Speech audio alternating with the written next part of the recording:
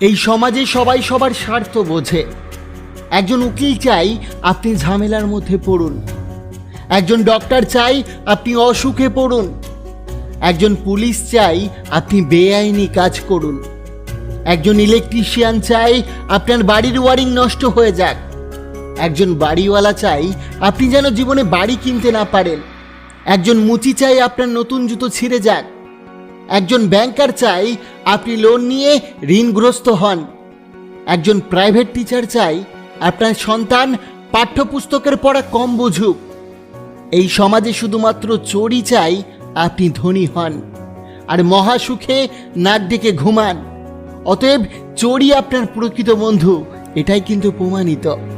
তিনটি জিনিসের সম্মান নষ্ট করে: এক, চুরি; দুই, মিথ্যা; তিন, চিটিংবাজি। তিনটি জিনিস জীবনে একবারই আসে: এক, পিতামাতা; দুই, সৌন্দর্য; তিন, যৌবন। তিনটি জিনিসে ভরসা করলে আপনার জীবন শেষ: এক, নদীর পাড়ে যদি থাকে আপনার বাড়ি; দুই, ব্রেক ছাড়া গাড়ি; তিন, ঘর ছাড়া নারী। তিনটি জিনিস জীবন থেকে দূরে ঠেলে দাও: এক, হিংসা; দুই, অভাব; তিন, সন্দেহ। তিনটি জিনিস মৃত্যুর পর উপকারে আসে: এক, ভালো কাজ; দুই, পরোপকার; তিন, সুসন্তান। তিনটি জিনিস অভ্যাস করো: ভালোবাসা, ভক্তি, সততা।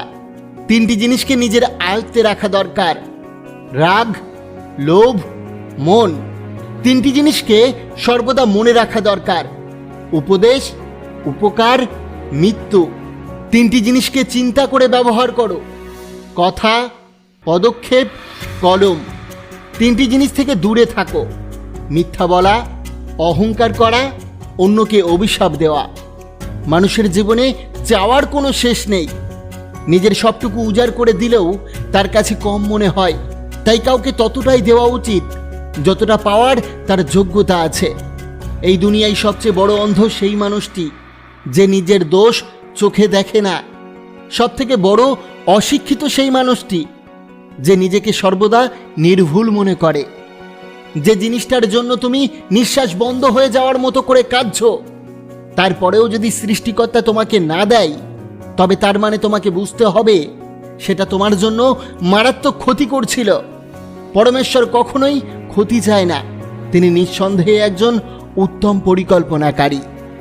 নিজের উন্নতিতে এতটাই সময় দাও যে অন্যের বদনাম করার মতো সময় যেন তোমার কাছে না থাকে।